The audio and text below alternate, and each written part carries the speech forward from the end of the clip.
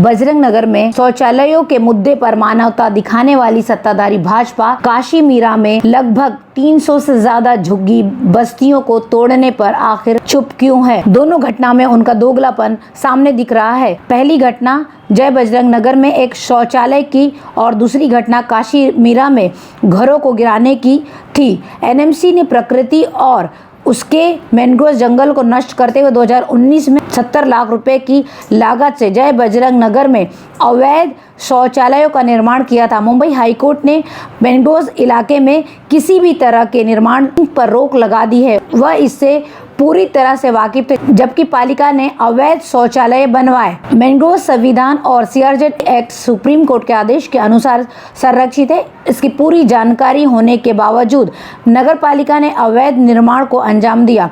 Mangrove समिति ने निरीक्षण कर स्पष्ट किया कि नगर पालिका ने कानून का उल्लंघन किया है और प्रतिबद्ध अधिनियम के तहत मामला दर्ज करने की प्रक्रिया शुरू कर दी है। इसके डर से नगर पालिका ने आनन फानन में सारे शौचालय को हटा दिया। वहीं से कांग्रेस ने मौलिक अधिकारों का शोक मनाते हुए भूख हड़ताल शुरू की और सत्ताधारी भाजपा पर निशाना साधना भी शुरू किया। यहीं पर राजनीति गर्मा गई। उप महापौर हसमुख गहलोत ने भाजपा की ओर से भी प्रेस कॉन्फ्रेंस करते हुए कहा कि वह उन बस्ती के लोगों के लिए मोबाइल शौचालय उपलब्ध कराएंगे और कहीं भी सार्वजनिक रूप से इस तरह की परेशानी होगी तो वह अपने खर्चे पर शौचालय उपलब्ध कराएंगे। वहीं दूसरी तरफ काशी मीरा में 300 से ज्यादा घर गिराए जाने वाले मामले में सत्ताधारी भाजपा ने सिर्फ एक बिल्डर को टीडीआर देने की साजिश रची है। जब पार्क के रिजर्वेशन में अवैध निर्माण हुआ तो 2018 में टीडीआर जारी करने और जमीन के हस्तांतरण के लिए नगर पालिका ने बिनॉय शाह और अन्य के साथ समझौता कैसे किया, तो किस राजनीतिक नेता के आदेशानुसार सत्ताधारी भाजपा ने अतिक्रमण के दौरान शाह बिल्डर के प्रति इतनी दया और तत्परता दिखाई। ऐसा सवाल प्रकाश नगने ने उठाए हैं। जबकि गैर अतिक्रमण खाली भूमि को नगर पालिका को हस्तांतरित करने के लिए टीडीआर प्राप्तकर्ताओं की जिम्मेदारी थी। नगर पालिका ने टीडीआर प्राप्तकर्ताओं को टेलगेट करने के लिए इतनी बड़ी ताकत का इस्तेमाल किया। कार्रवाई की लागत बिल्डर द्वारा वहन नहीं की गई थी। नगने ने भाजपा से यह घोषित करने की अपील की कि बिल्डर का किसके साथ हित है। प्रकाश नागरे ने हालांकि दोषियों के खिलाफ कार्रवाई की मांग करते हुए कहा कि जय बजरंग नगर में शौचालय के लिए मानवता का उपदेश देने वाली भाजपा ने दुनिया को यह बता दिया कि वह मानवता की दुश्मन है।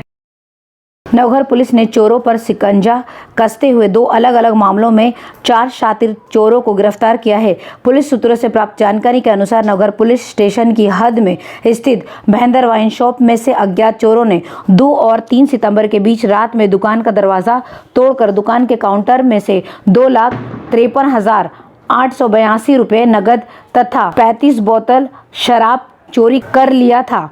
नवघर पुलिस ने मामले की जांच करते हुए 2 दिनों के भीतर 3 शातिर चोरों को गिरफ्तार कर लिया है। पुलिस ने गिरफ्तार चोरों के पास से चोरी की गई नकदी के अलावा अपराध में प्रयुक्त मोटरसाइकिल तथा शराब की बोतलें बरामद कर ली हैं। गिरफ्तार चोरों में से एक के खिलाफ 20 से अधिक मामले दर्ज हैं। इसी तरह पुलिस स्टेशन की हद में सोने चांदी के गहनों का व्यापार करने वाले मधुसूदन विश्वनाथ घोष ने 10 सितंबर को गहनों की डिजाइन के लिए अपनी दुकान पर रखे विश्वनाथ नामक कर्मचारी को 13,76,000 रुपए मूल्य के सोने तथा हीरे के जेवरात डिजाइन करने के लिए दिए थे। विश्वनाथ उन जेवरातों को लेकर फरार हो गया। मधुसूदन ने बिना किसी पहचान पत्र के विश्वनाथ को काम पर रखा था। मधुसूदन की शिकायत मिलते ही नवघर पुलिस ने पूरी सक्रियता के साथ जांच शुरू कर दी।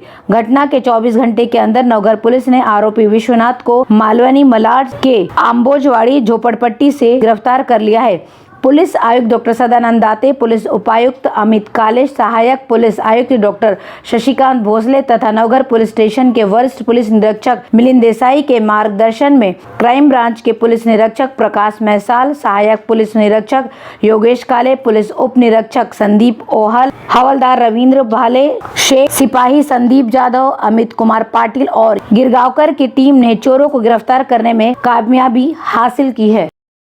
मीरा बहंतर मनपा में आरटीआई यानी कि सूचना का अधिकार की मांग एक विवादित मुद्दा बनता जा रहा है। एक तरफ मनपा के वर्ग 2 के कुछ अधिकारियों ने पुलिस आयुक्त को पत्र लिखकर आरटीआई मांगने वाले कार्यकर्ताओं पर कार्रवाई करने की मांग की है, वहीं दूसरी तरफ आरटीआई कार्यकर्ताओं ने इसे आम जनता के अधिकारों का हनन बताया है।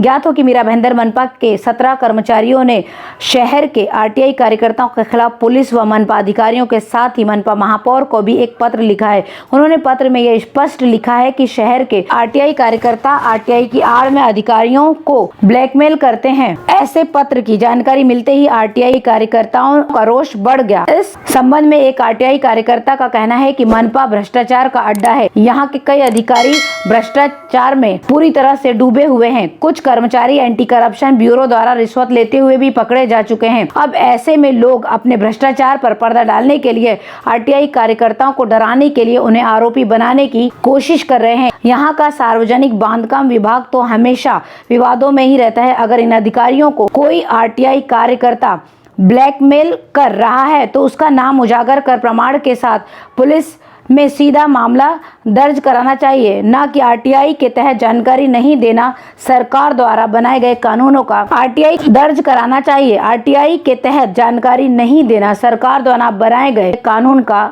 उल्लंघन है। मीरा भाईंदर नगर पालिका में इंजीनियर के नाम पर महिला को इलीगल कंस्ट्रक्शन पर गिराने की धमकी देने के आरोप में उत्तन पुलिस ने 3 लोगों को गिरफ्तार कर लिया है। गिरफ्तार आरोपियों में विनोद नायक, गोवर्धन पाटिल और अरबाज खान है। राधा बाबू मांजरेकर भाईंदर पश्चिम के उत्तन डोंगरी में अपनी मौसी के साथ रहती थी। वह एक झोपड़े में रहती थी, लेकिन बारिश के चलते उसमें पानी भर गया तो उसने उस झोपड़े को तोड़कर एक अवैध तरीके से रूम बना लिया, जिसको तोड़ने की धमकी ये तीनों उसे देने लगे और विनोद नायक ने उसे 15,000 रुपए देने की मांग की और कहा कि गोवर्धन पाटिल पैसा लेने आएगा। उसके बाद गोवर्धन पाटिल राधा मांजरेकर के पास गया और बोला कि पैसे दो, तब उसने 5,000 रुपए दिए। उसके बाद वह उसे धमकाने लगा और जिसके चलते राधा मांजरेकर ने पुलिस उपायुक्त के पास जाकर शिकायत कर दी। उपायुक्त के निर्देश पर उत्तन पुलिस ने राधा मांजरेकर की मदद से जाल बिछाया और मांजरेकर से 10,000 रुपए लेते हुए गोवर्धन पाटिल और अरबाज खान को रंगे हाथ पकड़ लिया। उत्तर पुलिस ने फिरौती का मामला दर्ज कर पाटिल, खान और विनोद नायक को गिरफ्तार कर लिया है। मीरा भाईंदर नगर पालिका क्षेत्र में बने मोबाइल टावर का बकाया 55 करोड़ रुपए हो गया है। चौंकाने वाली बात यह है कि पिछले 5 साल में प्रशासन ने इन बकाया की वसूली के लिए तरह तरह की नीतियां लागू की। हालांकि ऐसा नहीं लगता है कि वह सफल हुए हैं। मीरा भाईंदर शहर में विभिन्न निजी मोबाइल कंपनियों के 718 मोबाइल टावर है। इस टावर के निर्माण के लिए नगर नियोजन विभाग द्वारा अनुमति प्रदान की जाती है। इन मोबाइल टावरों पर हाउसिंग सोसाइटी के वार्षिक रेंटल सिद्धांत के अनुसार संपत्ति कर विभाग द्वारा कर लगाया जाता है। इस मोबाइल टावर पर जुर्माना लगाया जा रहा है। हालांकि मोबाइल टावर वाली विभिन्न कंपनियों ने मुंबई हाई कोर्ट में जुर्माने के साथ कर लगाने को चुनौती दी थी।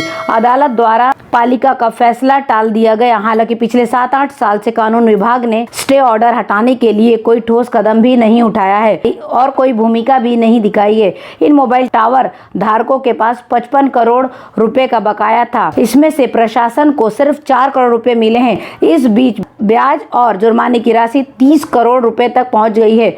2017 में जब कमिश्नर उच्चायुक्त हांगे ने जहां मोबाइल टावर के खिलाफ कार्रवाई की थी, वहीं मोबाइल टावर होल्डर कोर्ट की अवमानना का नारा लगाते हुए फिर से कोर्ट पहुंच गए थे कि पानी की आपूर्ति विभाग द्वारा काट दी जाती है। हालांकि इन मोबाइल टावरों के धारकों के खिलाफ कार्रवाई को लेकर प्रशासन ने अभी तक कोई भी ठोस कार्रवाई नहीं की है।